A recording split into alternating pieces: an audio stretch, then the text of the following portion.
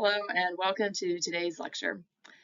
This set of PowerPoint slides focuses in on Chapter 1, but in this case, rather than simply defining conflict, what we're going to do is we're going to look at some of those common behaviors that we have, that we tend to use in conflicts that are not necessarily so effective. If you'll recall in the previous lecture, I had a few slides that pointed out some of the reasons why it's important to study conflict.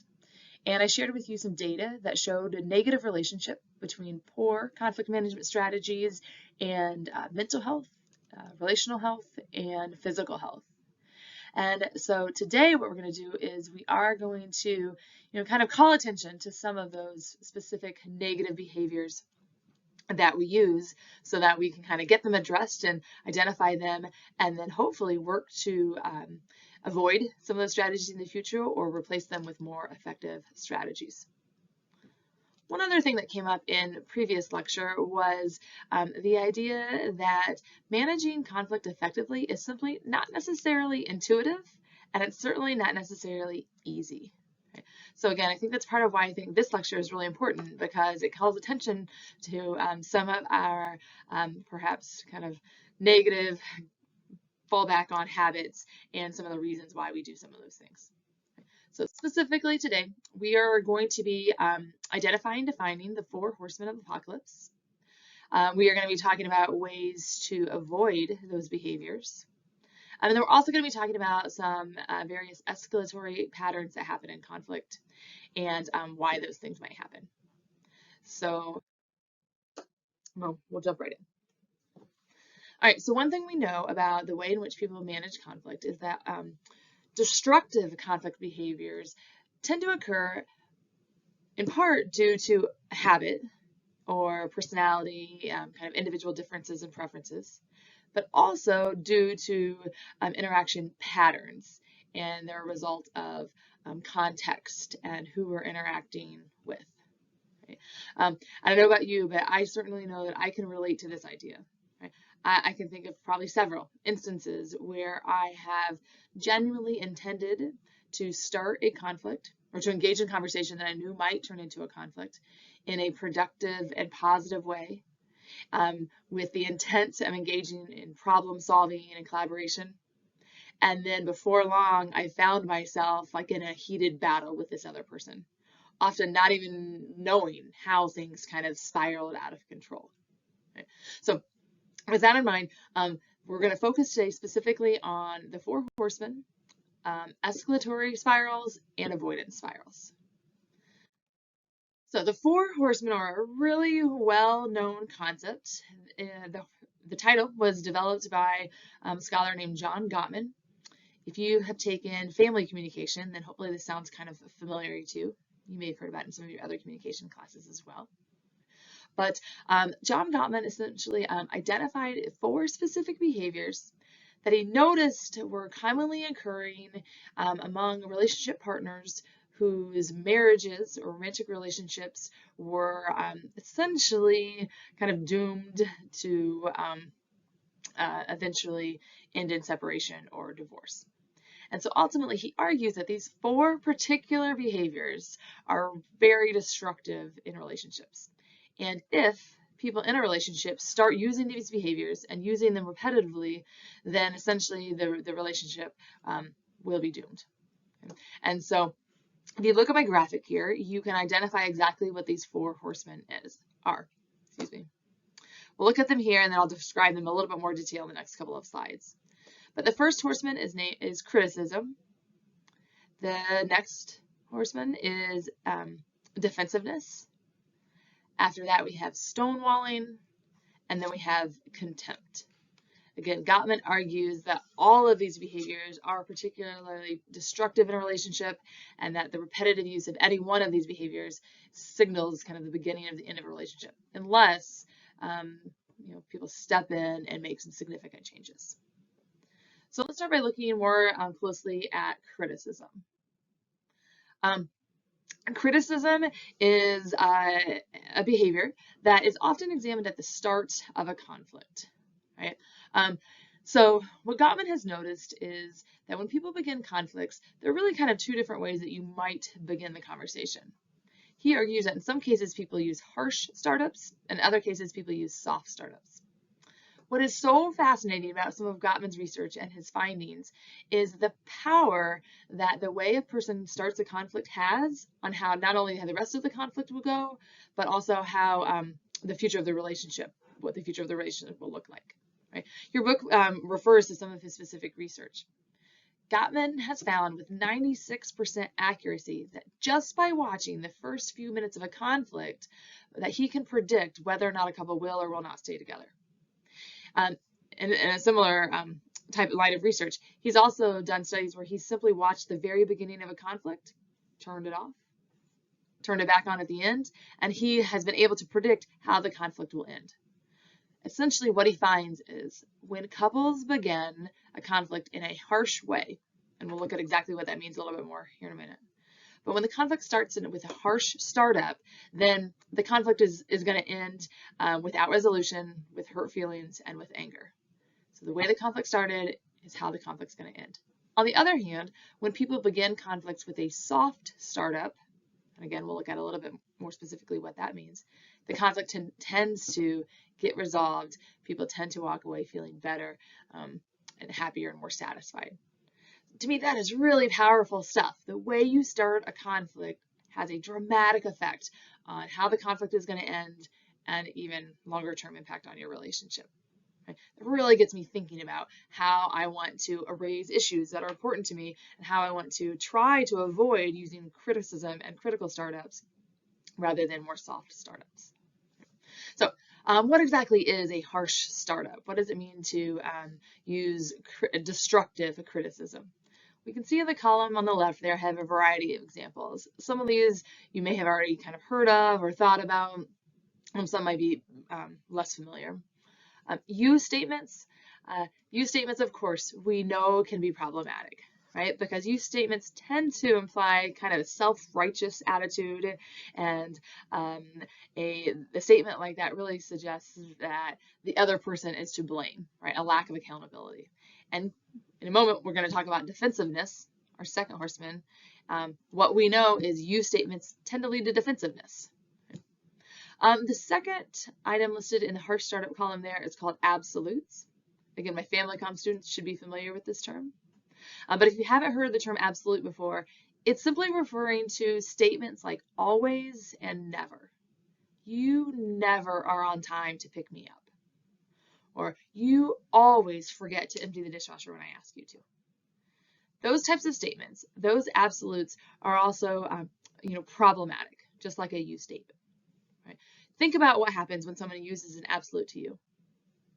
My guess is, if you're being honest, you would acknowledge that probably immediately, as soon as you hear that statement, your reaction is to get defensive. Right? It's just think of that one time when that's not true, when you actually were on time, or when you actually did remember to empty the dishwasher. And so absolutes are very problematic. Frankly, we use them a lot more than I think we even realize. Of course, any statement that uses blame and accusation and attack is problematic. To be a little bit more specific than that, what we know is that it's very ineffective to attack the other person rather than to address a problematic behavior. So if you find yourself or you feel like someone is attacking you by saying things like you are so lazy, or you are such a slob, or you just don't care, those are harsh startups, right? That's very critical.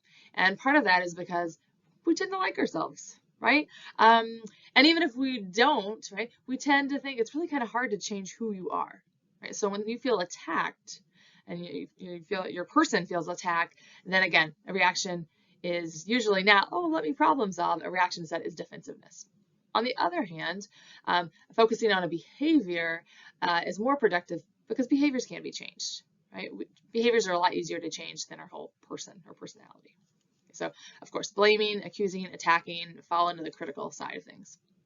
Sarcasm, right? We can appreciate, I imagine how that can be problematic.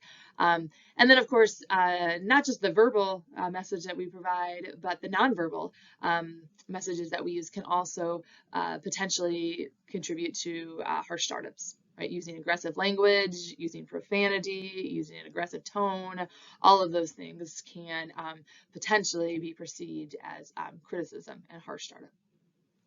On the other hand, you're thinking, well, how do I avoid that? I need to bring up an issue. Gottman certainly isn't suggesting that you should just ignore things that are problematic in a relationship and never offer any type of constructive criticism. He's definitely not arguing that. But he is saying if you are going to bring up matters, you need to do so in a soft startup kind of way. So if you look at the right-hand column, you can see some advice for that.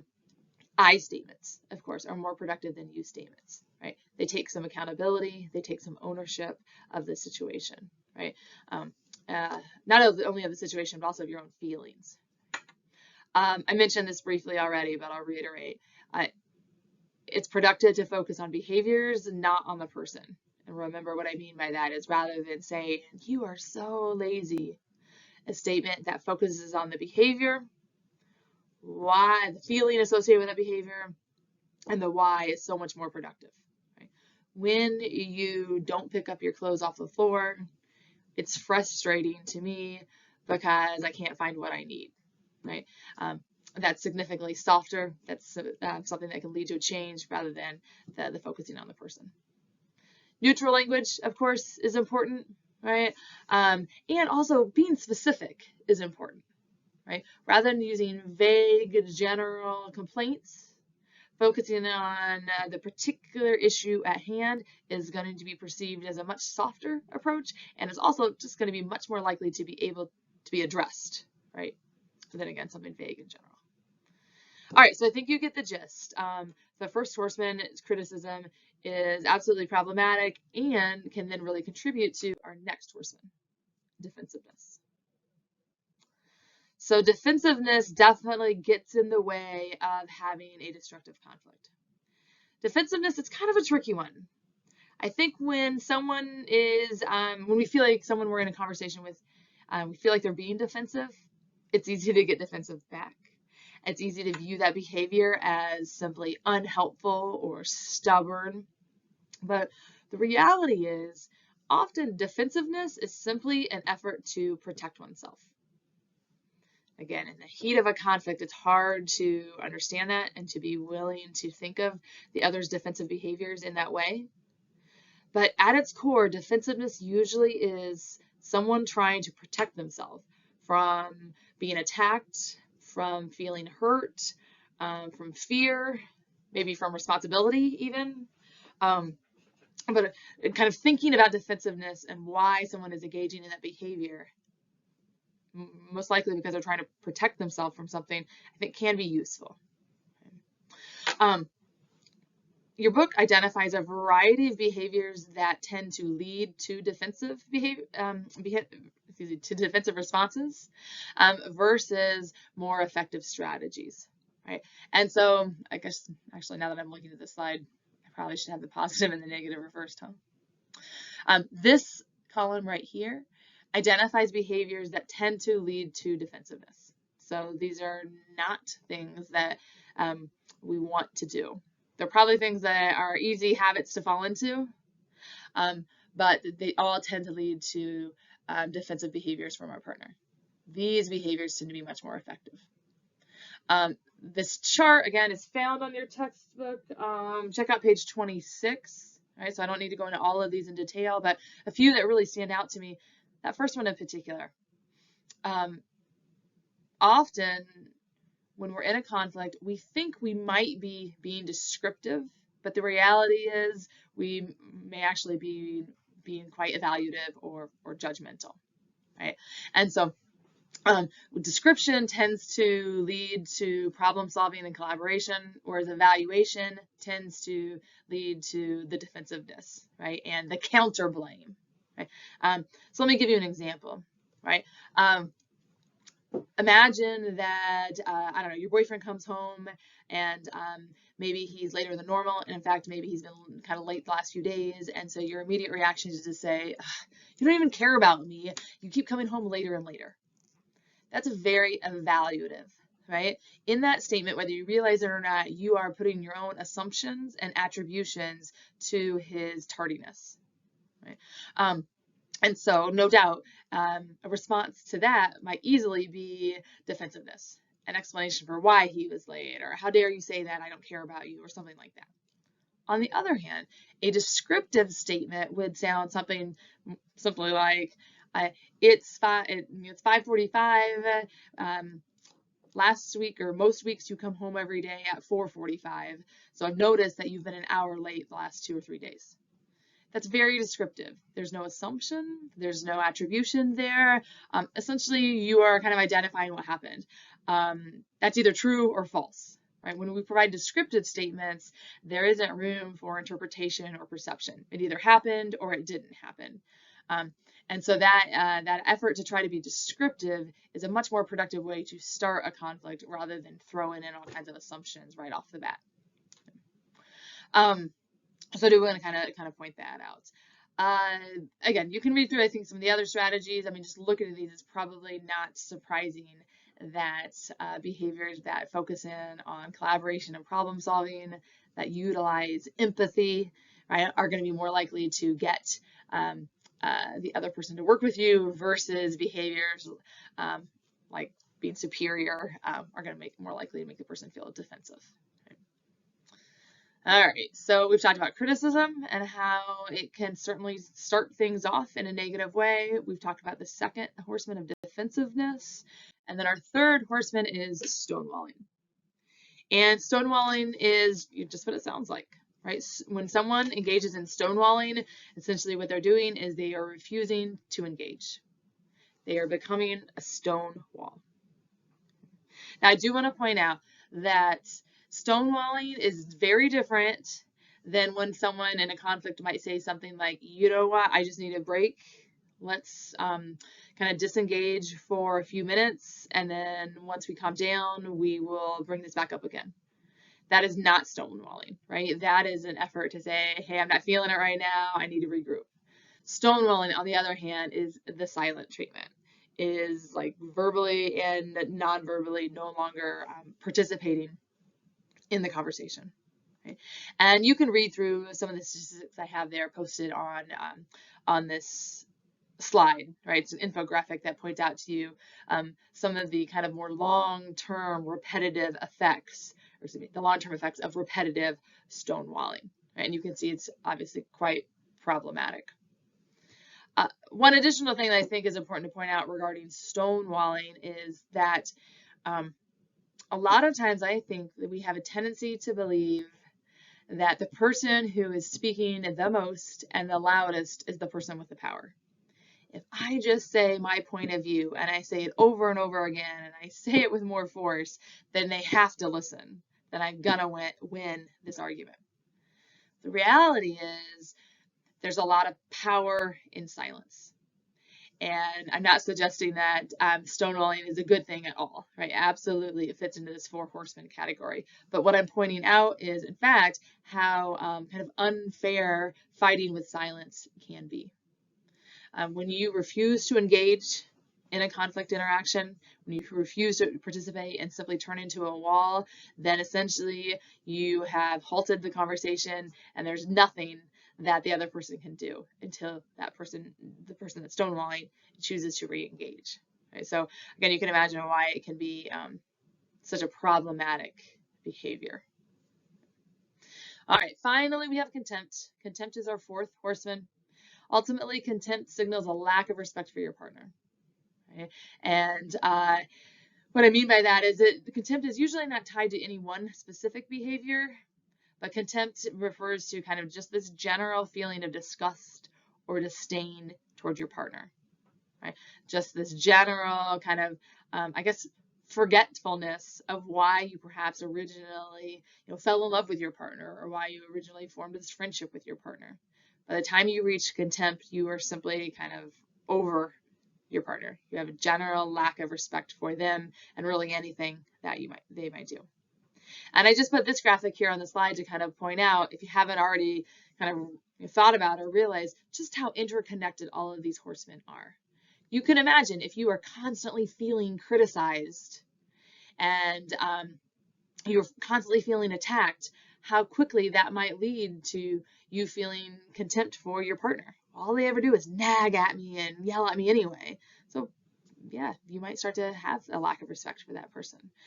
And or if you feel criticized, then you bite back, and when you get defensive and bite back, then they shut down, and so then you never feel like you can actually discuss issues. Again, you can see how that would quickly lead to these feelings of contempt. So hopefully that graphic gets you kind of thinking about that a little bit more, about how interrelated these items all can be. All right, so the 4 horsemen is one way to think about some of our destructive conflict habits. Your book points out another way to think about this is by thinking about conflict behaviors as kind of a spiral. And the book points out that destructive conflict spirals can occur in a couple different ways. They refer to escalatory spirals and avoidance spirals. So let's talk about the escalatory spiral first. The escalatory spiral is really an overt way of expressing conflict. And what tends to happen with an escalatory spiral is you may begin a conversation. And again, kind of like I mentioned earlier, that I can certainly relate to this idea that you might begin the conversation in what you hope is a productive and collaborative way. And then before you even know what happens, all of a sudden things feel out of control. That's what we mean by the escalatory spiral. Perception dictates these spirals, right? And that's what I'm trying to show there with this graphic, right? You may begin with a certain behavior. Maybe you felt like it was a soft startup. Maybe your partner perceived it was a harsh startup. But you began with some type of communication. The other person then made their own assumptions or perceptions of that behavior. Based on that then led them to think about the relationship as a whole. Based on those things, that led to the next behavior, and then the next set of perceptions, and then now we're off to the races. Okay? If I perceive your behaviors as threatening or negative or attacking or intense, then no doubt I'm going to probably be likely to engage in behavior that matches that. And if I use a behavior that I reciprocate anger with, then probably you're going to match that. And again, that's how we get this kind of off to the races kind of spiral. I think the visual, to me, when I look at it, is such a good kind of analogy to like an actual tornado, right? I think that's a lot of times what escalatory patterns feel like. Just like a tornado is this kind of, unstoppable, or it feels like it's this unstoppable motion, right? That really anything that gets in its way is going to be destroyed, and there's really kind of no way to step in and just stop the tornado. That's often how escalatory conflicts feel, or the escalatory spiral feels. Right? Okay, so we have that. On the other hand, we have the spiral of avoidance, right? And I'm hopeful that we talk about this a little bit in class. I would be curious to your answer to this question, but one of the questions I want to pose to you when we're meeting together is the idea of which one do we think is worse, the escalatory spiral or the avoidance spiral? Okay. In the avoidance spiral, we've got covert expression of conflict. Right? Of course, this is really defined more by avoidance, withdrawal. Right? And so when someone is feeling angry or resentful or disappointed, rather than expressing that, they withdraw. And then that withdrawal is met with a response by the partner. And then that pattern starts to occur, and more space exists between the partners. Your book points out that a really common example of an avoidance pattern is called attack withdrawal, or demand retreat. They refer to it as the dance of intimacy. I've sometimes even heard it called like a roller coaster pattern. But essentially what we're talking about here is this really kind of destructive pattern where one person, often in a heterosexual relationship, it's a female, will approach, right? Will try to bring up an issue, and then the other person retreats, right? So they don't want to talk about it, right? And so they retreat, and so it makes the original person feel like, well, wait a minute, it didn't get addressed. I need to demand more, right? I need to bring this up again. And so that immediately makes the other person want to withdraw more, right? So here we have this attack or demand leading to this retreat or withdrawal. And then it just continues and continues, right? Again, which creates the kind of extra space or the avoidance And maybe some of you can kind of relate to this, right? Just like the escalatory pattern, it's kind of in the opposite direction, but it's still, once it's present, really hard to stop, right, and to break that pattern. Okay, again, I'll be curious what you think when we get back to class together, what your experiences are with these patterns, and what you think. You think one is maybe more problematic than the other. The last thing I want to talk about, though, before we wrap up this lecture, is trying to offer maybe a little bit of explanations for why do we engage in these behaviors, right? Why do we use defensiveness or contempt, or why do we find ourselves in these negative escalatory spirals? And I've already offered, some explanations throughout the lecture, and certainly your reading does as well. But one concept that is not brought up in your chapter that I think is an important one is the term or the concept of being flooded. Because I do think it offers a really kind of concise, a really succinct, possible explanation for why we engage in some of these negative behaviors. The concept of being flooded is essentially the idea that when we are feeling kind of psychologically aroused, then our ability to engage in kind of effective communication and to use our skill set kind of goes out the window, right?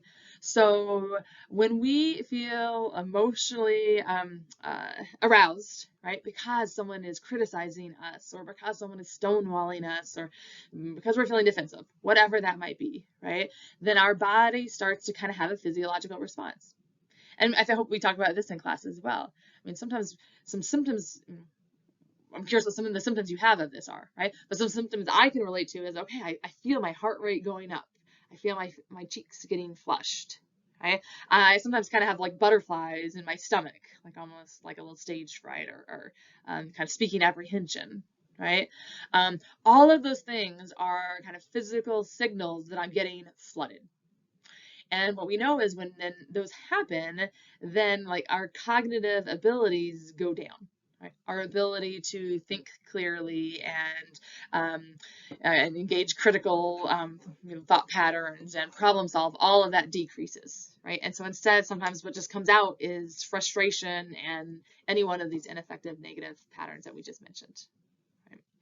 Right? This list provides us with some ideas, some additional ideas to talk about how you notice if you are flooded, right? And so I think simply being aware of some of those things might help us realize, okay, this is happening before I, know this is happening and now engage in one of the 4 horsemen. Maybe I take a break first, right? And I figure out ways to kind of decrease my feeling of being flooded, and then I go into a conflict. Anyway, we're right about at the 30-minute mark, and I want to try to always keep these lectures no longer than a half an hour. So I'm going to wrap things up there. Please continue to engage with the reading, and as always, don't hesitate to reach out if you have any questions or concerns. Otherwise, I'll look forward to seeing you guys in class. Thanks.